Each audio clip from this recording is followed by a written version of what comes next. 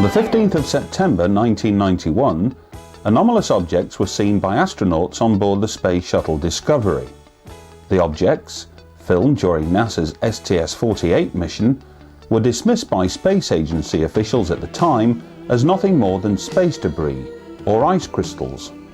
But when this man, Dr. Jack Kasher, PhD, of Nebraska State University, failed in his attempt to make NASA's ice crystals explanation fit by using 5 different scientific scenarios, he formed the conclusion that one of the objects in question, seen here performing an abrupt right-angle maneuver, apparently to avoid 2 missile-like streaks, was nothing less than an intelligently controlled spacecraft. Other anomalous activity recorded since has baffled even the experts. For example, what did veteran NASA astronaut Story Musgrave make of this anomalous plasma-like sphere which emerged from beneath clouds on the 1st of December 1996 during NASA's STS-80 mission? I don't know what it is. That one is really impressive. Here, during the mere docking and undocking procedure with mission STS-84, scores of anomalous objects appear, while others are seen to perform extraordinary maneuvers in close proximity to the space station. Footage such as this was recorded and logged over a 5-year period by Martin Stubbs, who, as a cable TV station manager based in Vancouver, Canada, was granted permission to deploy his station's satellite array to serve as a downlink to access space shuttle transmissions. After viewing and carefully studying hour upon hour of some 2,500 hours of collected videotape, Martin became convinced that, in places, the footage contained stark evidence of 2 types of space phenomena that he construed as being extraterrestrial in origin. In the late summer of 1999, UFO Magazine's Russell Callahan flew out to Vancouver to spend a week questioning Martin and analysing the footage. Suitably impressed by what he had seen and heard, mechanisms were put in place to ensure that some of the most important and unusual film sequences were disseminated far and wide. That process began with a brief showing of the footage at the Congreso Mundial UFO Conference held in Acapulco, Mexico on the 12th of December 1999.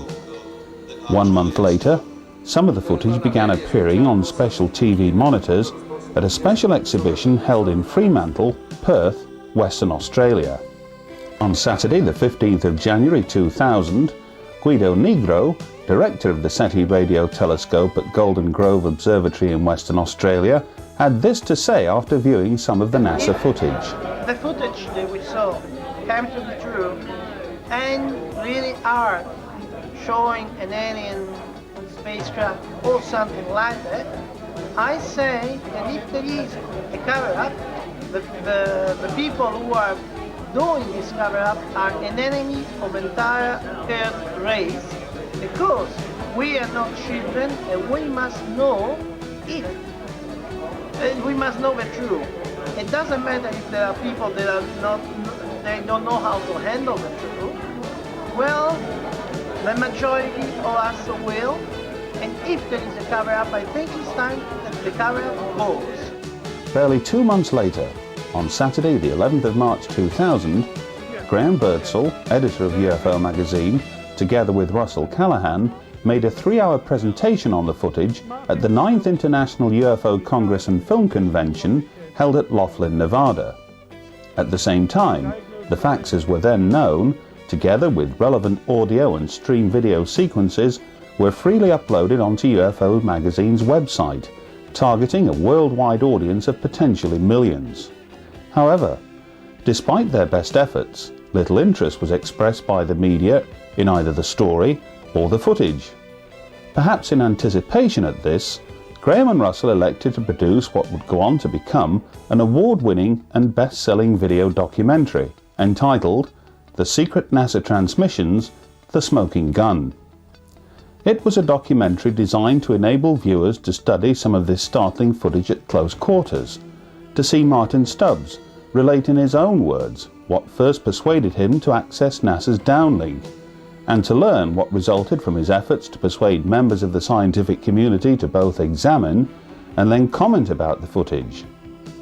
In that documentary, Martin alluded to the dialogue he struck up with Dr. Joseph A. Knuth III, head of NASA's Astrochemistry Branch Laboratory for Extraterrestrial Physics at Goddard Space Flight Center, Greenbelt, Maryland.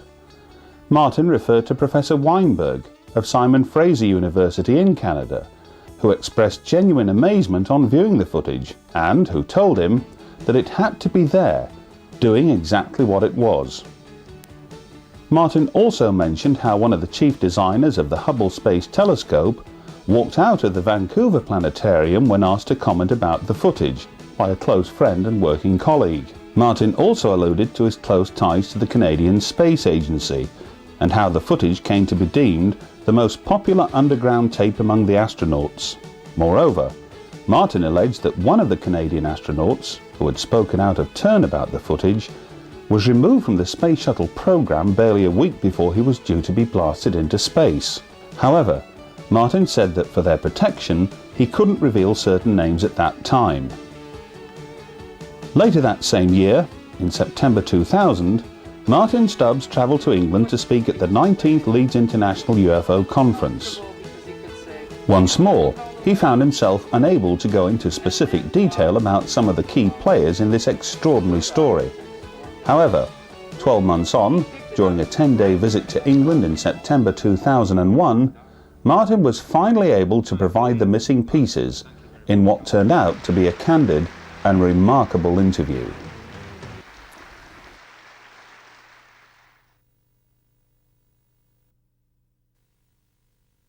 Martin, September 2000, and you travelled over from your home in Bowen Island, Vancouver, Canada, to attend the 19th Leeds International UFO Conference at the University of Leeds, where you talked at length about some of these extraordinary anomalous images that you have described as Space Phenomena 1 and Space Phenomena 2 in the resultant video documentary of this topic that has come to be known as the Secret NASA Transmissions, The Smoking Gun. Now, that particular conference, you mentioned an individual, not by name, who played an integral, a key part, if you like, a role in bringing this information out to the fore.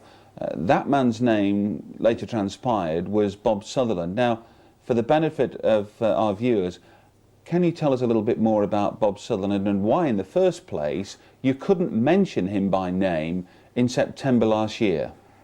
Well, Bob Sutherland absolutely did play an integral part. When I first started recording the images, and I was told by MUFON's Canadian National Director not to air them or release them, and I resigned. I put them out just a little bit on the air in Vancouver with a question mark, what are these? And I received a phone call, and it was Bob Sutherland. And he identified himself as Canada's first space artist, official space artist. And I asked him why he would possibly, be calling me. And he said he was very, very interested in Phenomena 2 because they didn't fit the typical patterns that one would do if they were trying to fake something. And he was very interested in seeing more. Very sincere. And so I invited him down. And Bob viewed the images, got just as excited as I did, and he said to me, well, I actually know this Professor Weinberg, who has this behavioral lab, lots of PhDs. How would you like to present him? And where did Professor Weinberg work at that time? At Simon Fraser University in Vancouver. Mm-hmm. And he was so I went with Bob, and he took me to a place I never knew existed, at Simon Fraser. I'd been up there a lot. It's the only place you can get a parking space. And we went in, and Bob, it turns out, had done work with him. And I, at this point, was not sure of what. I hadn't grilled or questioned Bob on Professor Weinberg. But when I got in there, I saw this was certainly an amazing place. They were analyzing voice things from orca whales, and they were looking at brain scans with colored things, etc. And Dr. Weinberg did not see phenomena 1. We showed him phenomena 2. So by phenomena 1, what we're talking about here, Is for the benefit of people who are not familiar with your description of this, we're talking about sphere-like, anomalous sphere-like Yes. activity that are actually visible on the TV screen, as opposed to space phenomena 2, which are very, very quick, very sharp, very quick. to the untrained eye. Exactly. So he's not looking at spheres, he's looking at this space phenomena 2. And we know that his reaction was one of amazement. Amazement. And that's what made it so interesting, is I knew going in that if that he was a very a top person in terms of thinker. And I felt that instead of just getting the usual ice cube kind of answer, that this would be very challenging. So at first he tolerated us, and then he watched it, and then he got excited, and then he took over the control. And at one point, I was talking to Bob, and he actually grabbed the whole of me and said, "Look at this one," kind of thing, and et cetera, et cetera. Now, can I just intervene at that point, because I don't I want to move the story on a little bit. But I mean, I understand. it's fair to say that Professor Weinberg expressed this initial amazement and interest in space phenomena 2. Yes. But it's also fair to say that later on, when his name, if you like, became publicised through the documentary, he, if you like, gave backward. He denied even meeting you or looking at any of these images. Which shocked me. Yeah. I wonder, what was the reaction of Bob Sutherland when he got to learn that Professor Weinberg was denying all knowledge of that meeting? Bob just wanted to stay out of the politics of that, and I really have to say that it was your effort at UFO Magazine to email him back and remind him, and he quickly reversed his position to one of, and I think that's safe to say that he just said, "Well, I don't remember the conversation quite the way you remember it," but he's a very, very nice, very intelligent man, and I'm sure he remembered every word. Yeah. And the other thing was that he had told me some private things, his private thoughts on the whole gamut of what might be going on. And I think what happened after you reminded him, UFO Magazine reminded him, I think he remembered that I had kept his confidence. That I had not talked whatsoever about any of the private, personal information, because I understood his position was very touchy. And he was the first scientist. I mean, I didn't realize that Bob Sutherland had done so much work with the Canadian Space Agency. Yes, because you mentioned earlier that both Professor Weinberg and Bob Sutherland had worked on a project. Yes. Can you give us a bit more information about specifically what that project was? Well, yes. The project, when our first female astronaut, Roberta Bondar, who's a very big hero in our country, she went into space. And when she came down, they had to put her away for a while from the public because she was in a deep depression. And then I learned later that she wasn't the first one. So Bob and Professor Weinberg had previously been working with NASA on a few other projects, which, rather than get into that, I'll just continue. He was asked to, because he was friends with the individual at the Canadian Space Agency who picks the astronauts. Okay, well, let's mention her name. Because we've published it. Yeah. Recently. Yes. We're talking about Lena Toomey. Yes, we are talking about Lena Toomey. Was this a platonic relationship? It was. They were friends. I mean, they're absolutely. Bob is happily married, and he's with he has a son. Right. Yes, but I think it's important to put this relationship, if you like, into context. Yes. But they were good friends. Very good friends, and he really respected her, and she respected him, because what he did was he had to figure out, using his knowledge of art. He's a very well-known international artist in the arts community around the world. And what he had to figure out, his contribution was, is it something visual that is causing them problems in space? And his conclusion was, yes, it absolutely was. And he proposed a series of circles. We're talking now about the project with Professor Weinberg. With Professor Weinberg, but the two of them worked on together, and Bob came up with a series of drawings that they placed on the next shuttles, around the shuttle, under the belief that there wasn't enough familiar curvatures and things for the eye to, there was so much unfamiliar territory in space. Now, when we talk about platonic relationships here on Earth, it would be fair to say that you learned from Bob Sutherland that life wasn't exactly a bed of roses in outer space either, was it? Completely surprised me, because at that time they were, all the astronauts were being paraded out as great friends. They always got along, and everything was wonderful in space. And Bob shocked me when he said that it wasn't just Roberta Bondar, and that there was hostilities. They were arguing with the control rooms. They were arguing with each other, and part of it was just plain a depressive something inside them that came out in space. And presumably that insight, if you like, into an astronaut's other life in space came from his friend Lena Toomey. It did. But presumably following on from that, the kind of ramblings and noises that came down from the space shuttle were not, if you like, on a public open line. No, and just to segue to where we are now, for those interested, NASA is now slowly beginning to let the stories out about how they are now looking at it and how it has been, and they've completely verified everything we've said.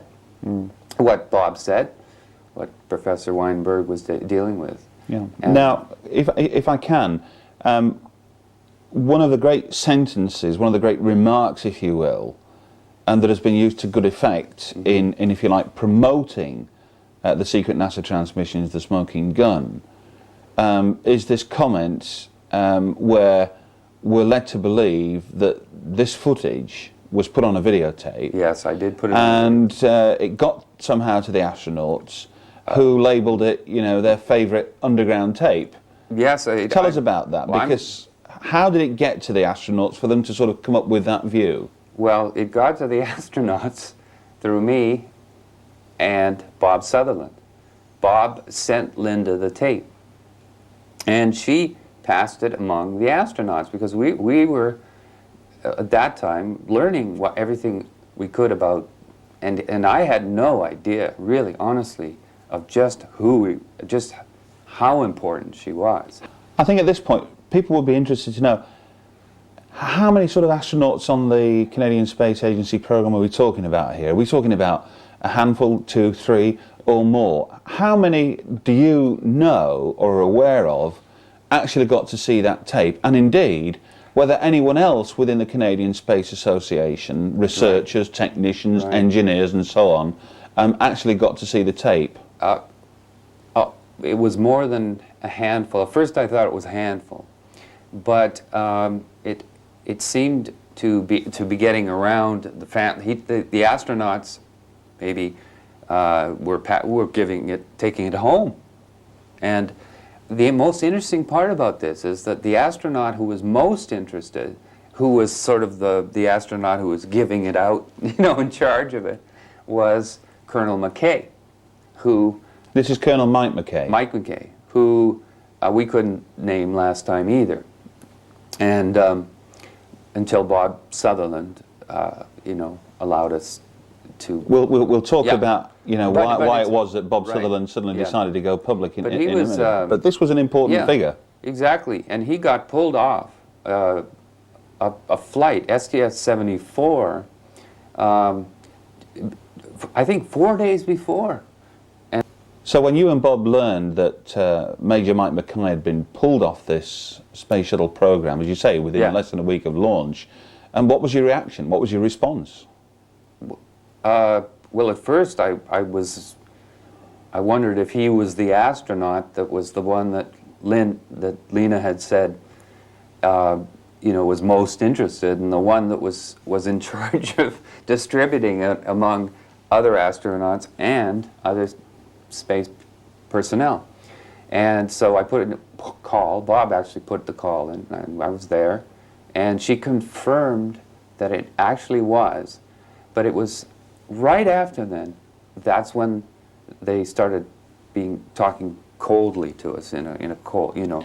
Yeah, two questions spring from that. First of all, did Bob get any sort of response or reaction or indication from Lena when he either spoke to her on the telephone then or met with her later, Yes. that somehow Major Mike Mackay's removal, if you like, from the space shuttle mission wasn't, as the official explanation was given, for medical Yeah. reasons? And secondly, did Lena at that time, and I know it's a difficult question for you Yes. to answer, you know, was her relationship, if you like, with Bob suddenly affected as a result of that? So two very Yeah. relevant questions. Well, the answer to the last question was yes, the relationship was severed at that point. I think that's when everything changed. And we decided, we did ask her, by the way, the answer to your first question. We said, was it because of the tape? And she said, of course, no, but I can't tell you, and we're not in any position that we have to tell you why he was pulled off the flight. Well, this doesn't happen. He's a very highly trained, in fact, if people look him up, you'll see that he was one of the most trained astronauts. Now, he was a mission specialist, and he was replaced by Chris Hadfield, who just recently, just a month ago, was Canada's first spacewalking astronaut. Now, Chris Hadfield has since, after doing a photo opportunity, been posted to Moscow for 5 years. And so that's basically, so we're not going to see, because I was going to talk to him, and we won't get access to him. Okay. When you mentioned this individual, who we now know to be Bob Sutherland at Leeds in Yes. in September 2000, you told the audience that you hoped that you would at some point in the future, in the near future, be able to release not only his name, but Yes, the circumstances but the reason, and all the rest of it. And on your return to Vancouver, tell us what happened that led to this. Well, when I got back to Vancouver, Bob was very sick. He's ill, and so he decided that he didn't think he had a lot of time left, and he wanted the story to come out. He changed his mind. So he gave me the okay to tell nearly the whole story. And that was printed in, I think, the December issue of UFO Magazine. But we still were missing the link between Dr. Weinberg and Bob Sutherland. And that has just come out in Vancouver. Bob was protecting his son. Now, why would Bob protect his son? The answer is his son is one of, if not, has the highest IQ of any child in Canada. Tell us a little bit more about the name of Bob Sutherland's child, his age, and just how clever he really is. Well, Bob Sutherland at the time didn't want his son to be a part of the story, even after he was willing to name names and tell his full story to us, or to me. And I was able to tell UFO Magazine. But now his family decided that they couldn't hold it back, and the Vancouver Sun newspaper on September the 8th featured a giant story and a large picture of his son, Sean Sutherland. Now, Sean now is 12, and he has an IQ, an unmeasurable IQ. It's over 190. And Dr. Weinberg was also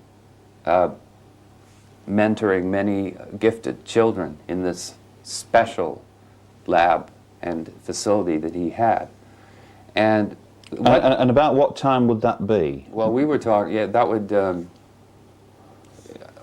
that would be when Sean was younger. I mean, this A lot younger, so because Yeah. he's no longer at Simon Fraser University. No, is he? no. That's something I should point out, that Dr. Weinberg has since gone on and found a little community, and he's the mayor of it. And that community is where? It's a little community that's a sub-community of Port Moody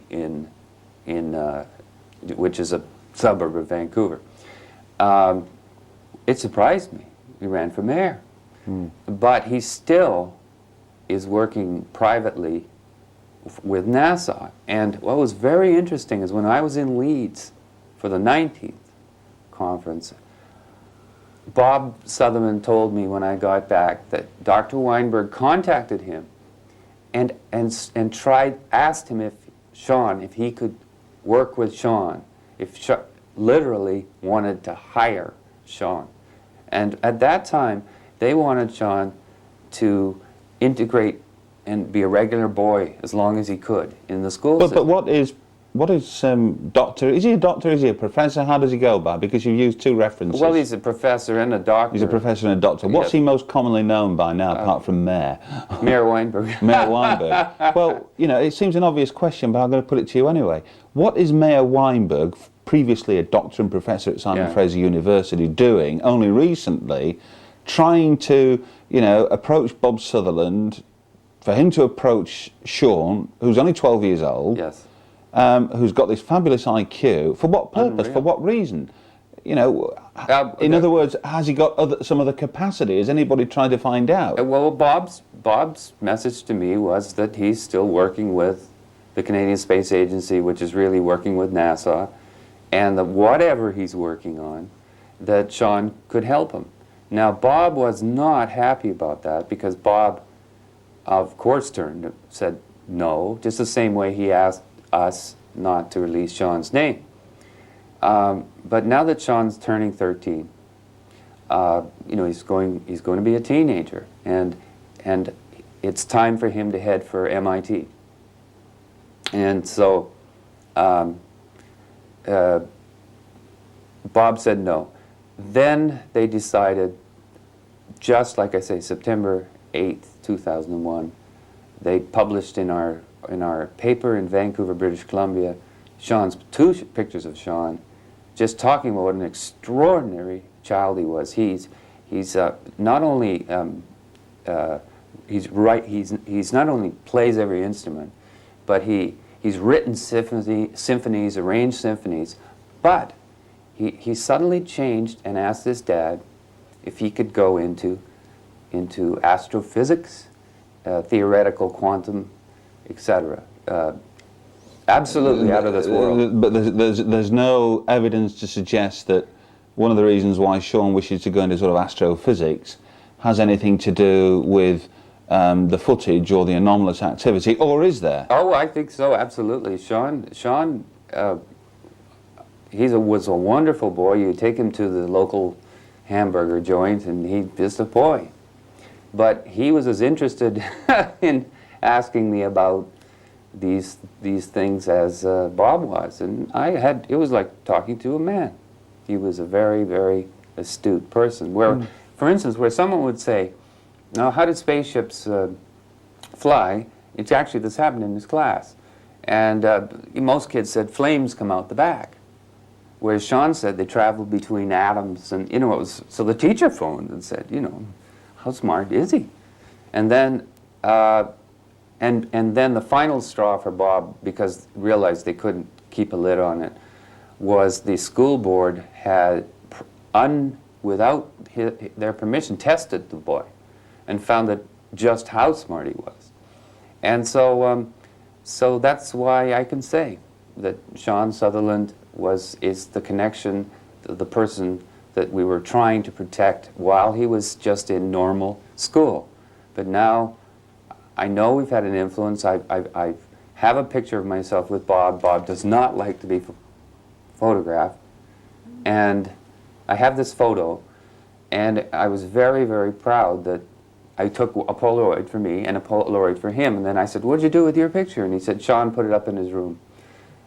Sometimes when I phone, Sean answers the phone, and he says, "Would you like to hear my latest symphony?" And then he sits at the phone because it takes Bob a while to come up from downstairs. Now, Bob had to take experimental chemotherapy treatment in January, and asked me, phoned me, and said, "Please, I can't talk to anyone, even you, until I'm through this." And that was scary for me because he's a very wonderful person. And he made it, because when after the Nevada conference this year, there was a phone call on my answering machine, and it was from Bob, and he was congratulating us in the most joyful way for getting the NASA secret transmissions out, and also for the fact that it was recognized as the best documentary long subject of the year. And he actually scolded me. He said, "Why didn't you phone me?" And I just, but so I knew he was okay. And How much did, he's if you like, getting that award mean to you and Bob? a lot. It did, because it meant that what we'd always wanted to do was happening. It was more confirmation that people were watching the video. People were getting access to the video. And that's really all we wanted all along. It wasn't about money or anything. It was about everybody should see this and make their own mind up. And the response also at Leeds is enormous. Now, when you talk about response at Leeds, you've obviously travelled to the 20th Leeds International Yes. UFO Conference at our invitation. And I thank you. And we're here obviously to do some further research. We spent a good week doing that now. Yes. But I think it would be fair to say that a heck of a lot of people were truly surprised when you were introduced there, because of course Yes. you were not due to be introduced. Nobody knew you were there. But I think it's also fair to say that many members of the public who've obviously seen some of this footage now they took the opportunity, didn't they, to sort of put a lot of questions to you. What were the kind of questions, because you were often surrounded by a lot of people, Yes. what were the kind of questions people were asking you, ordinary people, Well, about you, about the footage?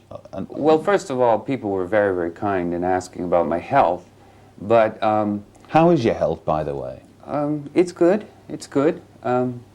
This tested my stamina, And presumably you and Bob are a lot healthier now than you were earlier. Yeah, I'm very happy to say that.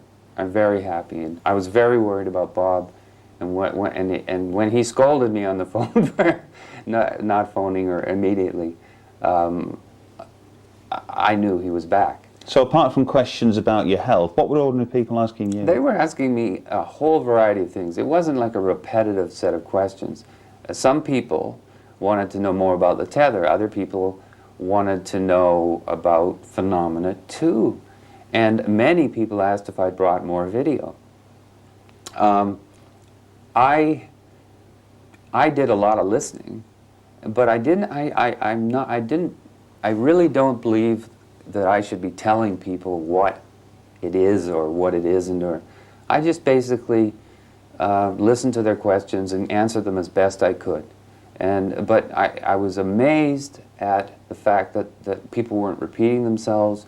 Everybody had a different segment of the tape that they wanted to talk about, and there was a phenomenal interest in Phenomena 2 now. Now, doesn't that then, if you like, disappoint you immensely when the same level of interest, or not even remotely the same level of interest, has been expressed both by the media at large, apart from isolated publicity, Yeah. but more to the point, by the mainstream scientific community. First of all, the media. How have the media reacted to this from Martin Stubbs' perspective? Well, there's two answers to that. Number one, within Canada, I've been holding this information back and not allowing interviews and things because I just didn't want Bob Sutherland, until he was ready, they would have dug right into that. So Canada will probably, and secondly, the Canadian Space Agency has kept quiet because they know what's happened within their agency. They know the astronauts have seen it, and as Lena said to me, this is the favorite underground tape of the astronauts, and they know all this. Okay, so that's one reason to, if you like, protect Bob Sutherland. Yes. What's the second reason? Well, I've actually been, I've been on American radio, and I've had nothing but really positive. I think I've fallen in love with Texas, for instance. People have been very, very good, but very interested, and we've had total silence now from NASA because they are completely unable to answer questions anymore. And yet, despite this, the occasional radio interview and such to me like, it's big. Nationally, internationally, it's obviously been left, if you like, to the auspices of UFO magazine, that's why through its publication and through the website, and through the video and all the rest of it, Yes. and to disseminate this and to tell the story.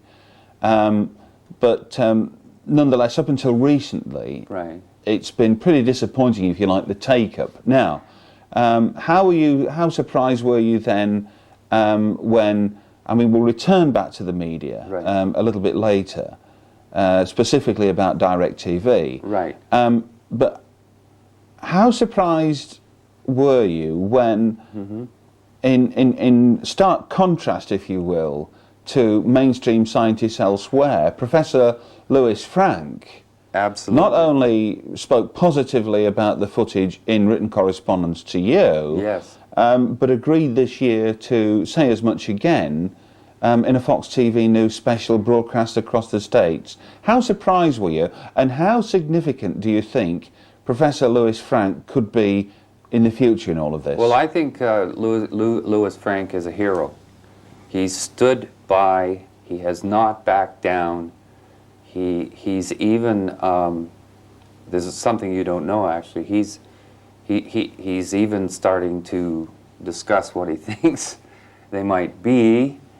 This is, if you like, coupled with his theory about microcomets. Yes, and because all that NASA kind of had thing. to recognize that Louis Frank had discovered some kind of a phenomena in space on their satellites. It's exactly the same as we did. And so he proposed that they were house-sized comets of water that fall into the Earth in the thousands during the day. And of course, NASA had to say, yes, we do have dark spots on our satellites, hold a press conference and anoint this as scientific video, because it's theirs. But then they tore into him privately that his theory on house-sized comets, they would have hit satellites with their water, etc., this is ridiculous. And he just is stuck by his guns. But what he's talking about now is that they would have hit satellites, and so he's saying they're diverting around satellites. And I'll leave it at that, because the one thing we want to always do is make sure that we've checked the information out thoroughly, had lots of conversations. And another reason I'm not disappointed at all is because the media are usually the last to find out anything anyway, because there's all kinds of powers to be, and who knows. But the scientists have been talking a lot, and I have, which I brought for you, and I hope we'll, over the next few months, let the public have access to some of this. Emails on discussions on Lou Frank's theory, on just about every aspect of the Smoking Gun tape. And this is just an idea of the kind of things we have. We're still in conversation. I'm excited because they're scientists. And I don't think the media, treat this subject seriously. So I don't get disappointed because the things really are not about me, or and when they do reports, they mysteriously leave out the tether footage, for instance, and things like that. But the scientists are looking at it. The scientists are talking to us, not just Louis Frank.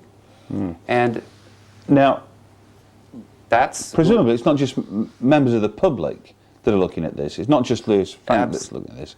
And presumably stemming from that, it would be fair to say that quite a number, I would suspect, of scientists subscribe to DirecTV. Yes, they America's largest pay-per-view system. Of course, it has more people, DirecTV, than the entire population of Canada that access it. That's how. Well, we've been given a figure of about 35 million. Well, that's more than we have. And we know, for example, that it stretches out to subscribers as far afield as Mexico. Yes, I've heard that. And which surprised me. It's been airing throughout the month of September. Yes. I phoned my wife, and she told me that it's being picked up in Canada, and that I've already got phone calls that I have to, when I get back. I was going to say, follow up. Are you hoping, as perhaps we're all hoping here, that this is going to generate an awful lot of response from people who, for whatever reason, haven't seen Fox TV, haven't picked up a copy of UFO magazine, haven't seen the video of the secret NASA transmissions, but now, through access via DirecTV, across, if you like, North America and certainly Central America, Mexico and what have you, are you hoping that amidst the response, hopefully a positive response, I'm sure it will be, that there might be one or two, if you like, even more key people stepping forward? Well, when you think that Bob Sutherland came forward after just seeing a bit, I am expecting quite the response.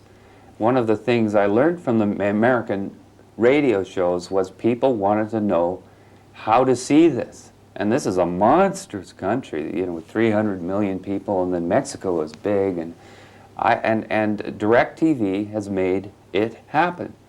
And for the first two people I talked to, one from Mexico and one my own wife, the first thing they mentioned was, "My goodness, this where I'm getting calls," because people just look up Bowen Island and they can find me. Yeah. And I'm not hiding, But so it looks like when it looks like this next year is crucial, and I am going to do everything I can in Canada now. It's now that Bob's story's out, now that the people of Vancouver know about his son, I will be talking to the public and showing them in Canada and working with people in a little more open way. And I truly believe that that the conundrum that NASA's in with Phenomena 2 and Dr. Louis Frank is they're going to have to do the same thing and say, yes, this phenomena is there, but we don't know what it is. And if we then I think everybody can weigh in with their theories on what it is. Now, and I'm sure they'll say, oh, those don't make sense and those don't make sense. But we will have made an incredible breakthrough because it'll allow more and more and more people to contribute to our discussion. Rome wasn't built as a day. No, and I have patience. A lot of patience. Now, you've also, over the years, been patiently collecting a whole host of news clippings, information, snippets, emails on one thing and another. Drives my wife crazy. And you've kindly agreed to share these with us, and these will be introduced in the fullness of time. Yes. I'm interested in that we're going to show a news clipping now, and this is a news clipping which appeared in Canada relating to STS-75. As far as we can tell, this information, which came from an accredited press agency, It's stunning. hasn't appeared anywhere else. No. Two questions stem from that. First of all, this news clipping is referring to STS-75, the stranded tether. It's talking about these extraordinary circumstances in which, when NASA scientists on the ground re-established contact with the satellite, they found curious things had happened to it, its internal mechanisms and such like. But secondly, and perhaps even more importantly, why is it that this, and we've got many, many other examples Yes. of information that has quite clearly stemmed from NASA, not been picked up by other countries, not least in America itself? I think because it is the smoking gun. I truly think that's the answer. And end of statement. It's the smoking gun. And it's not. You can go on NASA's website and it's not there. It might be the end of the statement, and I accept that, but let me just put another point to you, because you've not really answered the question as to how it's possible Yes. for statements like that to appear in the Canadian press, but not in the US press and elsewhere. What is it, why is it that this information, which is absolutely astonishing, it's astonishing. is appearing in Canada Yeah. and yet not in America? Well, I don't think I'm qualified to give the answer other than to just suggest it's deliberate. And just as the most recent information didn't appear anywhere else either, which is about what the tether is doing. And I'm sure that UFO Magazine will tell that story too. It's extraordinary, and it makes the tether sequence, the additional information that we have makes the tether sequence even more smoking. It's flaming. Because it's clear, isn't it, now, from the information Yes. that was gleaned by Russell Callahan and presented during his lecture at Yes. the Leeds conference in September 2001, Unbelievable. that this isn't your ordinary kind of experimental No. tether. Indeed, this isn't an experiment that is necessarily isolated either. Correct. That there could indeed be, if you like, offshoots of Yes. this kind of experiment involved There are. with other satellites. There are. Tell us a little bit about these other offshoots, if you like. Well, the other offshoots are the National Post, which is Canada's new national newspaper, printed a story about how they were cleaning up space debris using a small satellite or something. They fuzzified it a bit, the art of fuzzification. And when you put that right beside the information that Russell Callahan came out with, it really is spooky, because basically I think we forced them through the tether to come up with something. And do you not find that the terminology also points in that direction? Because we're talking about, in the latter satellites. case here, we're talking about some killer form of system. They use these. But the actual description of the tethered satellite, which Right. of course we've been talking about and showing and discussing for the past 2 years, completely that Russell wrong. Callan produced, Right. it was described as the killer Terminator. Yes, I couldn't believe the I mean, terms. It was suicide satellite, killer Terminator, etc. The Terminator, Yeah. but killer Terminator. There's it a doesn't lot. exactly We've got a engender feelings or visions of some kind of peaceful use No. Of an experiment in space when you describe the tethered satellite you're- as the Terminator. Exactly, and they're claiming that that this is just wandering around the space of this or they, and that it's somehow recognizing space debris and is bringing it down. And then they illustrated it with with the circle of the Earth with all kinds of little dots saying this is how much space debris there is. This is absolutely ridiculous, and here it was. In fact, it was on the front page. And Front yet, page of our national newspaper. and yet it's not on the front page, the inside page, No. the back page of our fish and chip paper, if you will. I know. Anywhere. I know. And Now, this is that salt theory again, where they throw these things out, and if you don't connect what we learned at the 20th Leads conference with this new information, you wouldn't probably. Most people I talked to about it, let me just say, most people I talked to about it just accepted it. Oh, there's something they sent up. Oh, there's something they have, and it's going to clean up space. I mean, the whole story is bizarre, especially with these terms. These terms are so ominous.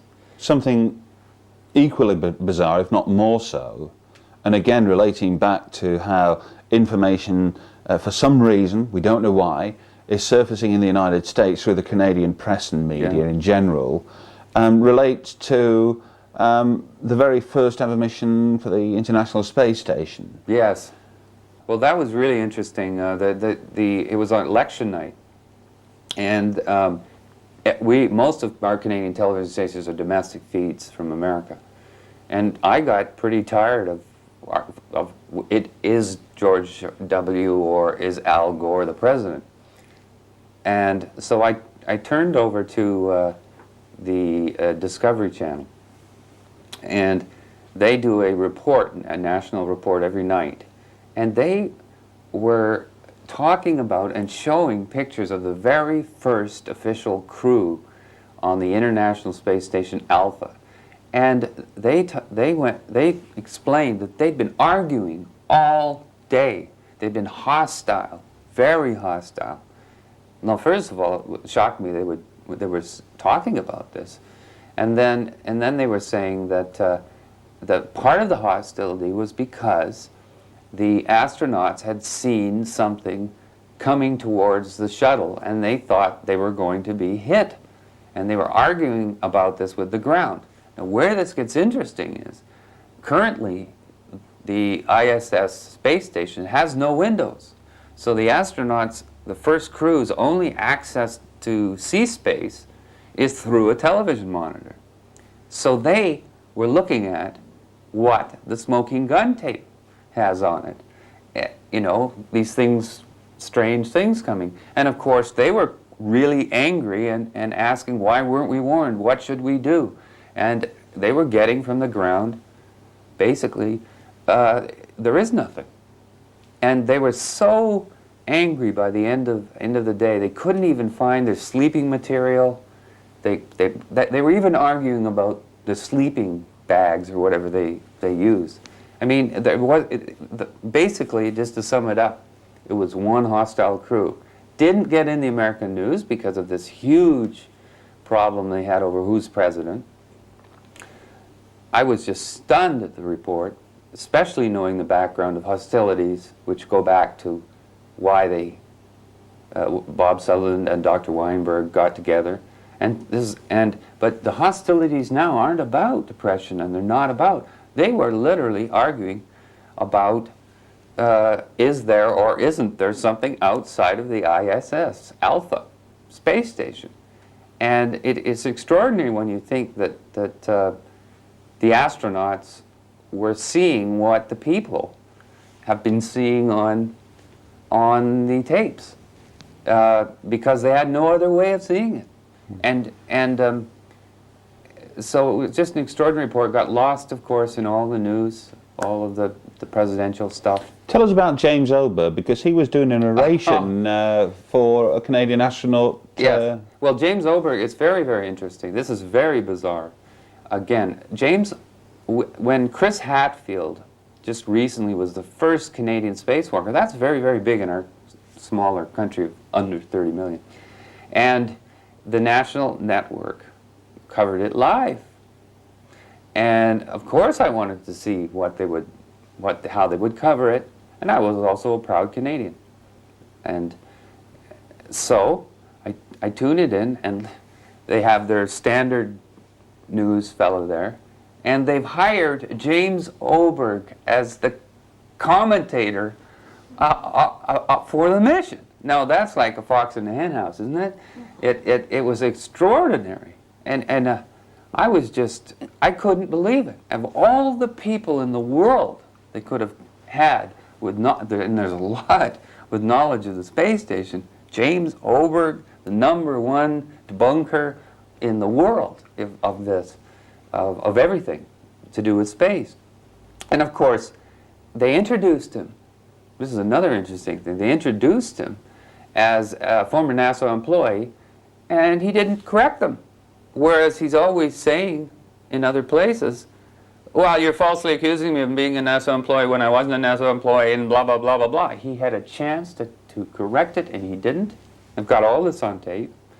And then the other thing was, at some point in the discussion, they asked him, do you know anything about film or video or how many frames or anything like that? He says, I don't know anything about that kind of stuff. Nothing whatsoever. Got that on tape. Then the third shocking thing was that now NASA is downloading on what is called the S-band, and that really means still pictures. And even the headlines in our paper had this statement by Chris Hadfield when he walked out and we saw him exit the spacecraft in a still photo. No space, just him against the background. And yet he was going, wow, what an incredible view! And they literally, that's the headline that followed it. And yet we never saw any incredible view, even though the helmet cameras were built in Canada. And the whole mission for 3 hours, because the networks, gave 3 hours to this, even though it was a little longer spacewalk. The S-band, and James Oberg was there saying, well, you see, they can't really get the signal down on the K-band, and they can't even reach it, and blah, blah, blah. And I've been following this thing since 1973, and they can do everything.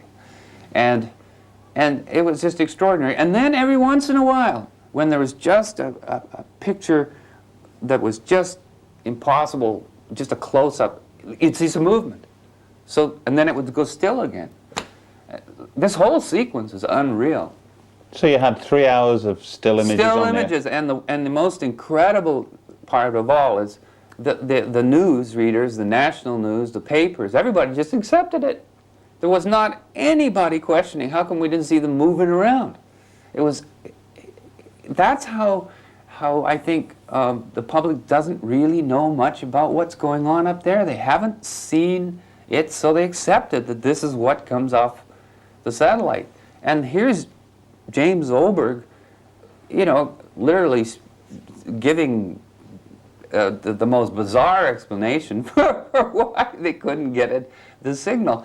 I mean, this is the most important event in Canadian space history. The first spacewalk. When you think we've waited this long to get us to go into space. And he was assembling the Canadarm2, which is a spider-like arm as big as the shuttle that's going to walk around the International Space Station. So it was a very crucial, important mission. And I've, by the way, started to, continue to look into space on behalf of everybody, rather than depend on other individuals who said that they would do it for me. I reported before, well, there's other individuals, but I just decided to do it myself. And they have now, this S-band, this still picture image thing is what pretty much they're only putting out. And, I offer my apologies to the world for screwing this whole thing up. But they've definitely learned how to keep us from seeing Space Phenomena 1. And Space Phenomena 2, they're piggybacking the signal. It's video compression is the big thing now. And the way it works is they can send a number of signals on one signal. And they do that by taking frames out of the picture, and then they replace it with sort of almost the same frame. And sometimes you see the astronauts doing this kind of thing. So they think that that's how they can defeat anybody from finding phenomena 2, because you really have to have a complete sequence of frames, and then you have to split those frames. There's no such thing as a complete sequence of frames coming down. They've been profoundly affected by what the Smoking Gun tape, by what UFO Magazine, Bob Sutherland, myself, Lou Frank, and other scientists that we will name, but we can't name at this time. And I, again, know, just based on what's happened so far, that that due to the DirecTV, the fact the United States is seeing it, there'll be a heck of a discussion going on, that we will get more and more people of scientific credentials and regular people that have worked around space, NASA, etc., coming forward. On Saturday, the 30th of March 2000, Russell Callahan and I attended the 9th International UFO Congress Convention and Film Festival being held at the River Palms Resort in Laughlin, Nevada. We thought that by presenting some of the extraordinary images captured by space shuttle cameras in America's heartlands, as well as providing details as to how they were obtained, the media at large would take more than a passing interest. Despite a media campaign blitz prior to our arriving in America, only one newspaper journalist from the Los Angeles Times bothered to turn up. Elsewhere, a TV crew from the Learning Channel did express interest in the story, but told us not to mention any names during our interview because that would mean they would have to be tracked down and invited to comment. Worse was to follow, however. A British television company, who had committed the sum of £70,000 to produce a documentary on the affair, pulled out at the last minute after speaking with space writer James Oberg, who convinced them that the anomalous activity seen in the NASA footage was easily explained. Thanks to the internet, however, we were able to get the story, as well as most of the relevant images, out to the public at large. In the meantime, copies of our videotape, the secret NASA transmissions, the Smoking Gun, were much sought after from people around the world. Among the first to view a copy of the video was Dr. Richard Bryant, a research physicist from Cumbria in England. He was keen for us to continue in our efforts to bring this material to an even wider audience. He told us, "Please do not let this opportunity pass. There are a number of us in the traditional scientific community who wish to see this evidence analysed and the results debated in a much wider public arena." Others, however, were less supportive. James Oberg, for example, joined with a handful of noisy skeptics in claiming that space phenomena 2 were nothing more than cosmic rays captured by imaging sensors housed within the CCD camera. When Oberg read our claim that former astronaut John Carpenter once said that NASA believed fireflies seen by fellow astronaut John Glenn were living critters, Oberg said that that was a nonsense, that Scott Carpenter had said no such thing. Well, for James Oberg's benefit, and yours, take a look at this. I realize this now. There were so many unknowns in the early days. And this is a fact of the matter. We were really not sure after John flew whether or not there were critters, living critters out there somewhere. On the 27th of April 2000, the STS-75 tethered satellite sequence featured on a Fox television documentary entitled UFOs the Best Evidence Ever, Caught on Tape, Volume 2. Sadly, this important sequence was lost amidst a heady mix of mundane UFO footage. Martin Stubbs didn't appear on the programme because he felt the story and footage warranted a programme in its own right. The footage, incidentally, was obtained elsewhere. It was of poor, third-generation quality, much like the programme itself. However, on the 2nd of May 2000, Lex Systems of Belgium, one of the world's biggest manufacturers of CCD cameras, produced a special report in which they stated that the objects referred to as Space Phenomena 2 were not caused by the CCD camera detecting cosmic rays. In short, they said, whatever is on the videotape was not manufactured by the CCD system. Then, in a further surprising development, Billy Cox, a journalist on the Florida Today newspaper, contacted Martin Stubbs and myself with a view to running an article on the affair. But, said Cox, that article would only go ahead if their own experts deemed that objects did indeed pass behind the tethered satellite, seen during NASA's STS-75 mission. If his people on Florida Today concluded they did not, then the story was dead as far as he was concerned. On the 2nd of June 2000, Florida Today ran a huge story about the NASA footage, including the tethered sequence shot over North Africa on the 26th of February 1996. The paper's own experts had concluded what we had known all along, that the objects you see here do indeed pass behind the stranded tether. Interestingly, faced with such a serious challenge by a newspaper based in NASA's own backyard of Florida, James Oberg, who had hitherto condemned all that we had had to say on the footage, told Cox, "These are definitely striking images. I think it's a legitimate subject in our popular culture." In this production, you will have seen and heard Martin Stubbs speak about another key witness to this affair while attending the 19th Leeds International UFO Conference in September 2000. We can now reveal the name of that individual.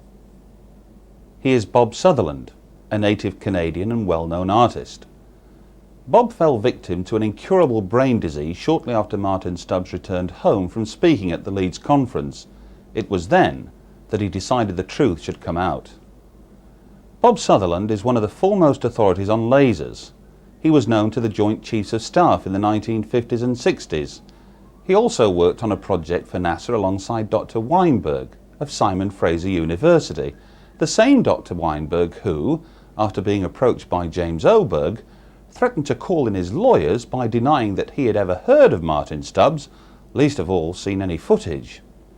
That threat, incidentally, was withdrawn, and he later acknowledged that he had indeed discussed the footage with Martin for a solid 3 hours. The file number of the Canadian Space Association Joint NASA project, on which Bob Sutherland and Dr. Weinberg both worked, is listed as file number 4265-1. It was Bob Sutherland who approached the chief scientist of the Hubble Space Telescope at Vancouver Planetarium. It was Bob Sutherland who pulled out and presented images of the second space phenomena.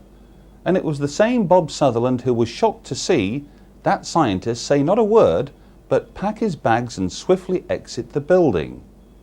And it was Bob Sutherland who established a relationship with a lady of Finnish descent by the name of Leema Toomey, who just happened to be the assistant to the director of the Canadian Space Association.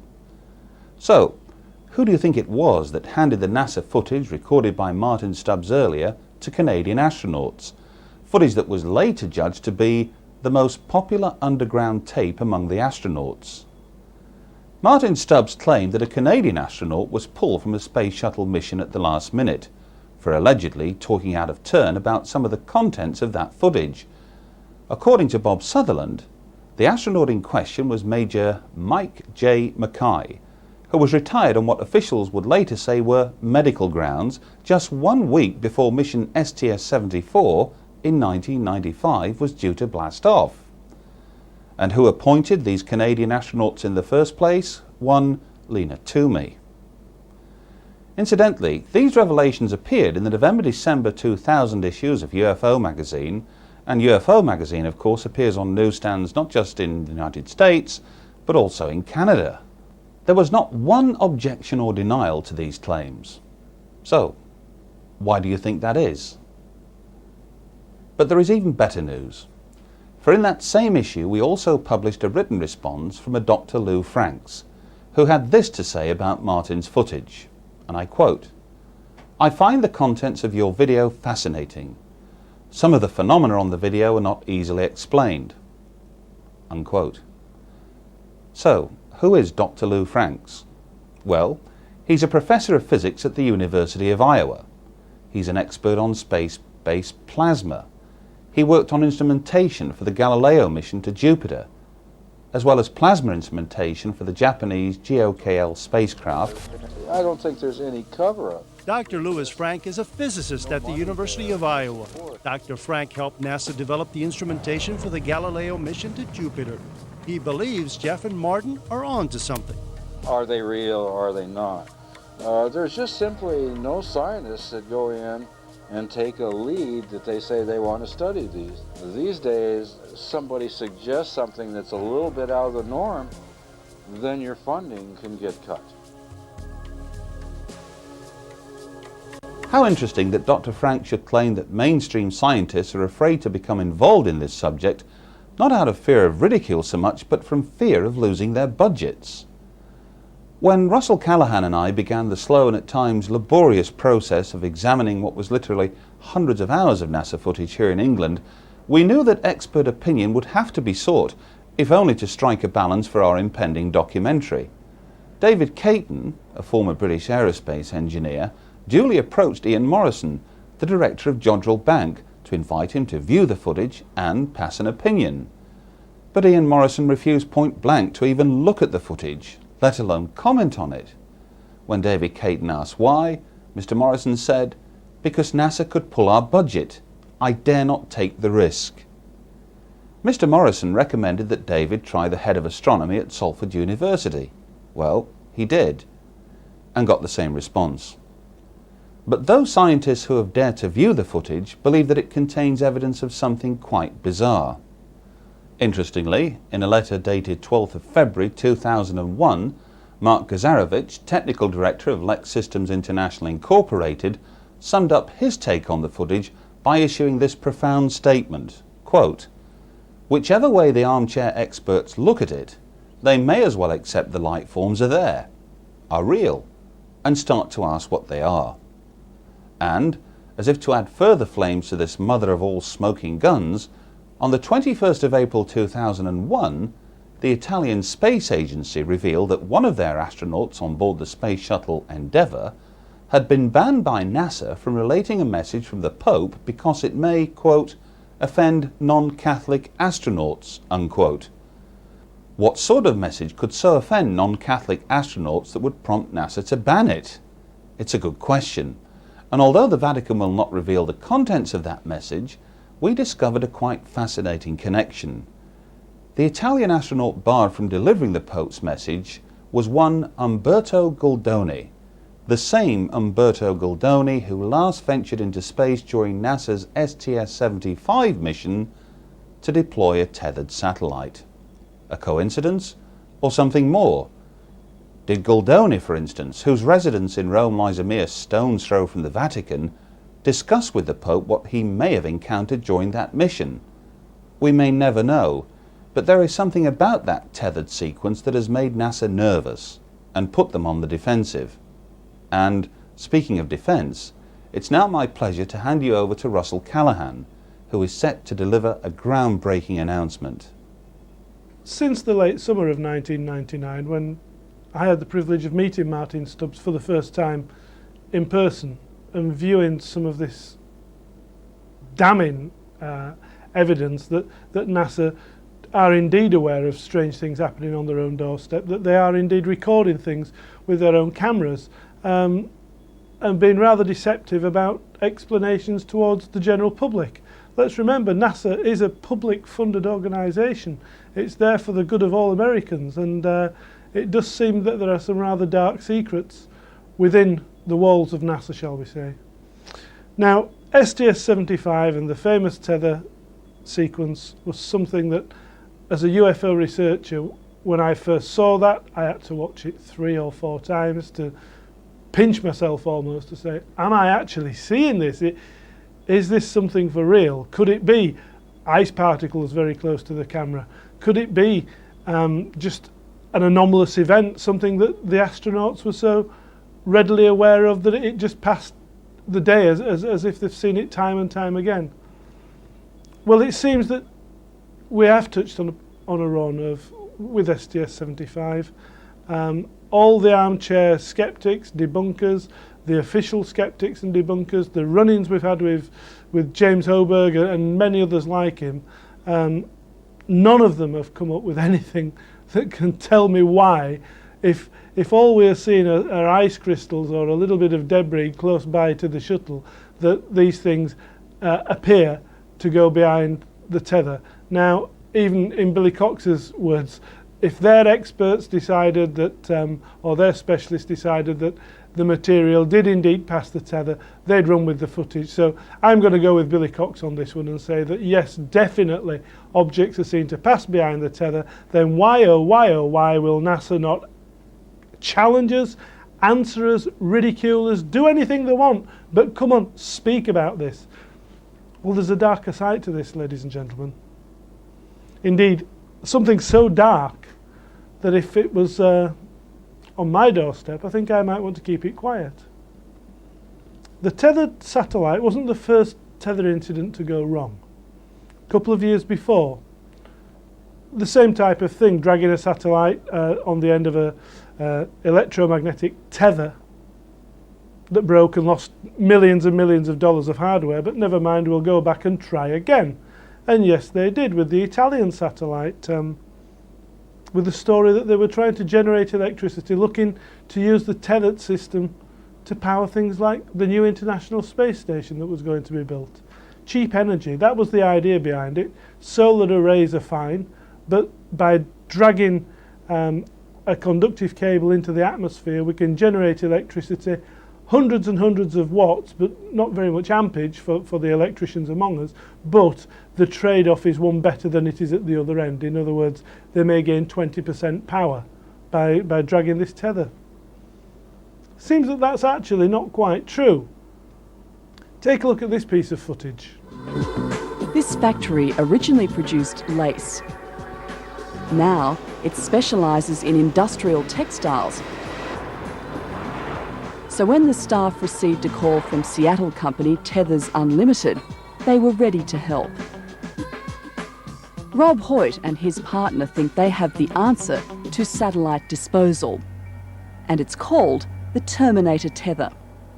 A couple of years ago, one of the NASA scientists whose job it is to worry about space debris asked us whether it might be possible to use electrodynamic tethers to get rid of space debris. A Terminator Tether is a long conductive wire line stored in the payload of a satellite. When the satellite ceases to function, it deploys the tether, which trails through space and into the Earth's magnetic field. The moving satellite drags the tether at about 8 kilometres per second through the Earth's magnetic field. This action induces a voltage, allowing a current to flow, which produces a kind of drag effect known as the Lorentz force. After about 3 months, the satellite is dragged from orbit, burning in the Earth's atmosphere. NASA tried the tether approach itself, but without success.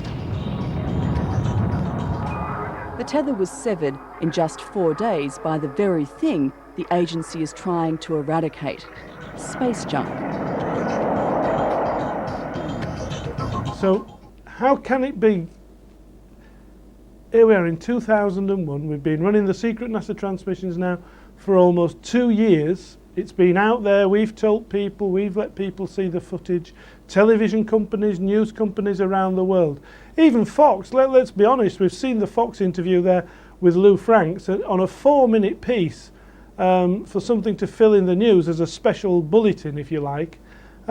Why on earth, when you've been presented with all the material and the talking point material being STS-75 and the tether and the fact that the objects go behind or don't go behind the strand at tether being filmed from 70 miles away, why don't they show that on the programme? No.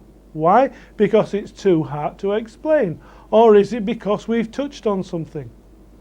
It's all right, this little Scottish firm up in Kilmarnock there, manufacturing the material for the tether to make it stronger. That's a great idea. If you run one cable, run 5. 5 together means you've got 5 times more chance of avoiding destruction by micrometeoroids, etc., space debris.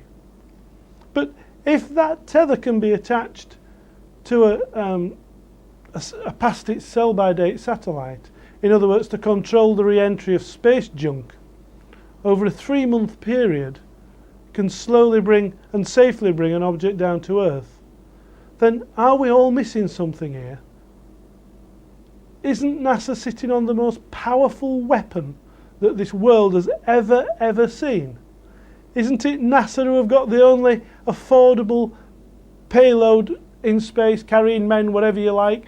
What other country can compete with them? We've got automated launches from the Ariane systems from France, etc. The Russians have still got the capability to launch, but they haven't got the money to launch. So sat up there in our shuttle are our crews, still carrying out military missions. Space defence, what do we need? A ball of wire attached to the base of any satellite, a ball of wire that probably costs a few $1,000s to produce, that weighs just a few kilos, that can be deployed at the press of a button and within 3 months. Everybody's satellites, not just to use space junk, satellites for communications, for navigation, absolutely everything. The world runs on these things, can be called in. NASA can throw the switch. Not just NASA, the United States of America can, at the press of a switch, destroy communications and navigation around this planet. Now that, if that's not an Armageddon machine, if that's not the ultimate war machine, for cheap. We don't lose lives on the ground, we don't need soldiers fighting, we can just bring any country to its knees at the press of a button. Have a good think about it. Watch the sequences again, have a good look, have a good listen, and take people to task. Tell them that you think you know what it is, that the tether may have been the early experiments with destroying satellites. Quite simply, that's what it could be. It could also be something that we don't know, something that we're not sure about. But as the investigation has gone on over these last 2 years, the information that we've come about and discovered says to me that that tethered satellite is a weapon of war, and that's frightening. Thanks, Russell. None of what you have seen and heard in this production would have been possible without the efforts and extraordinary self-sacrifice of 2 men, Martin Stubbs and Bob Sutherland. In March 2001, the secret NASA transmissions, The Smoking Gun, was voted Best UFO Documentary in a long subject at the 10th International UFO Congress Convention and Film Festival held in Laughlin, Nevada. And the winner is Secret NASA Transmissions, The Smoking Gun.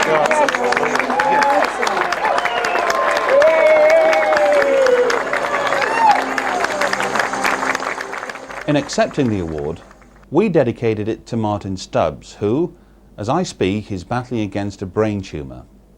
Here is a photograph of Martin holding up the award on the day he received it in the post from England. He said it was one of the proudest moments of his life. We will never forget Martin. He is symbolic of truth seekers everywhere, whose voices cry out to be heard.